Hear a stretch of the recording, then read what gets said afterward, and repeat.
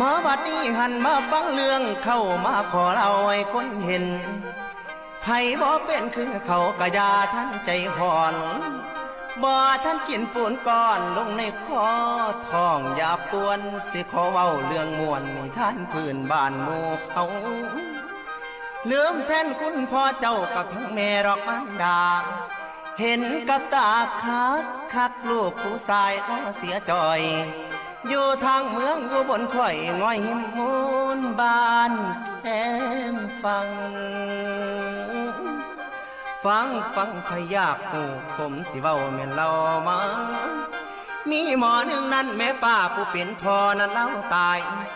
ยังแต่มารได้เยี่ยมนกผู้เพียนถนอมเลี้ยงตั้งแต่เป็นเด็กน้อยพ่อซอยบ่อยจนลูกใหญ่เลือกกะมุดบ่ให้ไก่ให้นั่นบ่ให้ตอมพอเมื่อลูกใหญ่แล้วกะลาแม่ไขขาดเด้อแม่เด้อสิไปหาทำงานดอกอยู่กุ้งนครกวงคือจังปวงภาษาเสื้อเขาไปมาได้รถขี่ได้รถขี่ได้ปลดสินแลดีม้วนยืมไว้ตั้งแต่นั้นนี่ของสาวหมู่บ้านก็แต่ไผเด้อแม่เด้อทอก็สอของไทยเปิ่นปล่อยเงินดอกมากูเงินของกูย้ำยืมใดสิพัดใดพัดใส่ใจแม่คำเอ๋ยใส่สลุสวยลายพัดเป็นนี่เพิ่นบ่เศร้าพ่อแต่ลูกปากเป่ากะลาแม่พอดีจอดไปนครกรุงเข้าบอนเจริญเมืองฝ่าไปหาเงินเอ้ยทางนางพอเอามา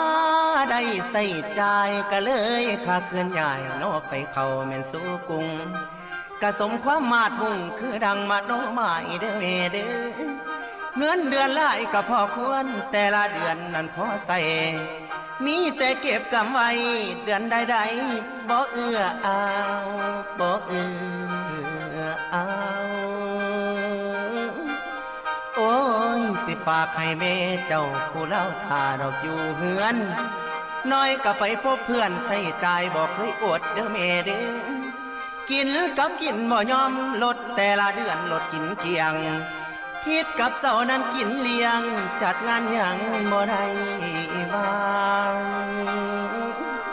น้อยวันเกิดมากี่เฮือนแล้วไก่นั่นบ่ไก่ลืมฝากแม่